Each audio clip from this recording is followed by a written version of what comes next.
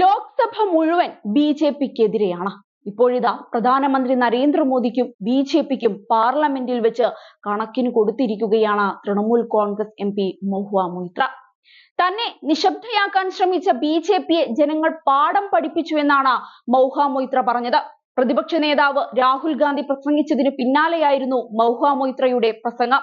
ബി.ജെ.പിയുടേത് ന്യൂനപക്ഷ സർക്കാരാണ് എന്നും ഏത് നിമിഷവും താഴെ വീഴുമെന്നും മഹുവ മൊയ്ത്ര ആണയിട്ട് പറഞ്ഞു.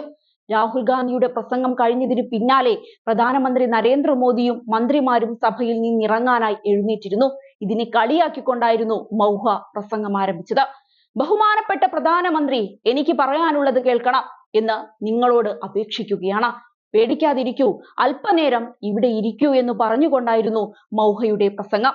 കഴിഞ്ഞ ലോക്സഭയിൽ ബി.ജെ.പി തന്നെ നിശബ്ദയാക്കാൻ ശ്രമിച്ചു എന്നും അതിന് പകരമായി ബി.ജെ.പിയുടെ 63 എം.പിമാരെ എന്നേക്കുമായി ജനങ്ങൾ നിശബ്ദരാക്കിയെന്നും മഹുവ മൊയ്ത്ര തുറന്നടിച്ചു.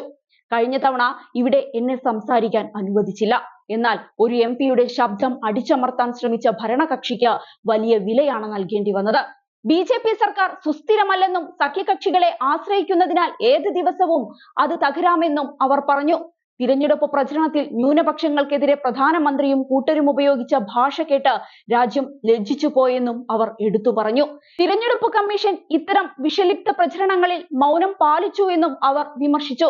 പെരുമാറ്റച്ചട്ടം നിലനിൽക്കെ ഭരണകക്ഷി പലതവണ അത് ലംഘിച്ചെന്നും എന്നാൽ അപ്പോഴെല്ലാം തിരഞ്ഞെടുപ്പ് കമ്മീഷൻ കണ്ണടച്ചു എന്നും മഹുവ മൊയ്ത്ര കുറ്റപ്പെടുത്തി. CBI, ED എന്നീ ഏജൻസികളെ ഉപയോഗിച്ച് പ്രതിപക്ഷ നേതാക്കളെ വേട്ടയാടാനാണ് കേന്ദ്ര സർക്കാർ ശ്രമിച്ചത്. ഒടുവിൽ ഇതിനൊരവസാനം വേണമെന്ന് ജനങ്ങൾ തീരുമാനിച്ചു എന്നും അതാണ് വോട്ടെടുപ്പിൽ പ്രതിഫലിച്ചത് എന്നും മഹുവ ചൂണ്ടിക്കാട്ടി. തന്റെ നിയോജക മണ്ഡലമായ കൃഷ്ണനഗറിലെ ജനങ്ങളുടെ അചഞ്ചലമായ പിന്തുണയ്ക്ക് മൊയ്ത്ര തന്റെ പ്രസംഗത്തിൽ നന്ദിയും രേഖപ്പെടുത്തി. നേരത്തെ തന്നെ ഭഗവാൻ കൃഷ്ണനാണ് രക്ഷിച്ചതെന്നും ഇത്തവണ കൃഷ്ണനഗറിലെ ജനങ്ങൾ താൻ പാർലമെന്റിൽ തിരിച്ചെത്തുമെന്ന് ഉറപ്പുവരുത്തിയെന്നും മഹുവ പറഞ്ഞു. രാജ്യത്തെ തുടർച്ചയായുള്ള ട്രെയിൻ അപകടങ്ങൾ സർക്കാരിന്റെ പിടിപ്പുകേട് കൊണ്ടാണെന്നും അവർ പറയാൻ മറന്നില്ല. 1,08,000 കോടി രൂപയാണ് നിങ്ങൾ ഒരു മുംബൈ അഹമ്മദാബാദ് ബുള്ളറ്റ് ട്രെയിനിനു വേണ്ടി അനുവദിച്ചത്. 1 കിലോമീറ്റർ അതിവേഗ റെയിൽ പാതയ്ക്ക് 200 കോടി രൂപയാണ് ചിലവ്. ട്രെയിനുകളുടെ സുരക്ഷയ്ക്കായി കവച് ഉണ്ടാകും എന്ന് പറഞ്ഞിരുന്നു. ഇന്ത്യയിലെ എല്ലാ ട്രെയിനുകളിലും കവച് സംവിധാനം നടപ്പാക്കാൻ വേണ്ടത് 63,000 കോടി രൂപയാണ്. എന്നാൽ ഒരൊറ്റ മുംബൈ അഹമ്മദാബാദ് ബുള്ളറ്റ് ട്രെയിനിനു വേണ്ടി ചിലവാക്കുന്നത് 1,08,000 കോടി രൂപയാണ്. കഴിഞ്ഞ ജൂണിൽ ബാലാസോറിൽ 3 ട്രെയിനുകൾ കൂട്ടിയിടിച്ച് 296 പേരാണ് മരിച്ചത്. അന്ന് റെയിൽവേ മന്ത്രാലയം പറഞ്ഞു കവച് ആ ട്രെയിനുകളിൽ പ്രവർത്തനക്ഷമമായിരുന്നില്ല എന്ന്. കഴിഞ്ഞ ആഴ്ച കാഞ്ചൻജംഗ എക്സ്പ്രസ് ഗുഡ്സ് ട്രെയിനുമായി കൂട്ടിയിടിച്ചു മരണം സംഭവിച്ചു. അപ്പോഴും മന്ത്രാലയം പറഞ്ഞു കവച് ആ ട്രെയിനുകളിൽ പ്രവർത്തനക്ഷമമായിരുന്നില്ല എന്ന്. ഇക്കണോമിക് ടൈംസ് അടുത്തിടെ പ്രസിദ്ധീകരിച്ച റിപ്പോർട്ട് പ്രകാരം കവചിന് അനുവദിക്കുന്ന ഫണ്ടിംഗ് നില അനുസരിച്ച് എല്ലാ റൂട്ടുകളിലും കവച് സംവിധാനം വരാൻ 50 വർഷം എടുക്കുമെന്നാണ്. എന്നിട്ടാണോ നിങ്ങൾ ബുള്ളറ്റ് ട്രെയിനിനെ കുറിച്ച് സംസാരിക്കുന്നതെന്നാണ് മഹുവയുടെ ചോദ്യം. ബി.ജെ.പിക്കെതിരെയുള്ള മഹുവയുടെ ഇത്തരം പരാമർശങ്ങളും ചോദ്യങ്ങളും പലപ്പോഴും ബി.ജെ.പിയെ വെള്ളം കുടിപ്പിച്ചിരുന്നു.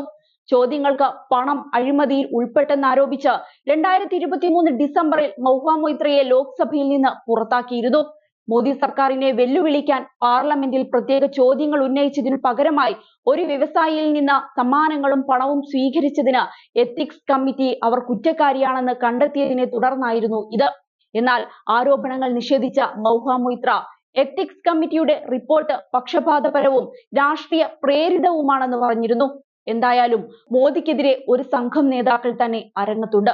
ഇതിൽ നിന്ന് ഒളിച്ചോടുക മോദിക്ക് പ്രയാസം തന്നെയാണ്.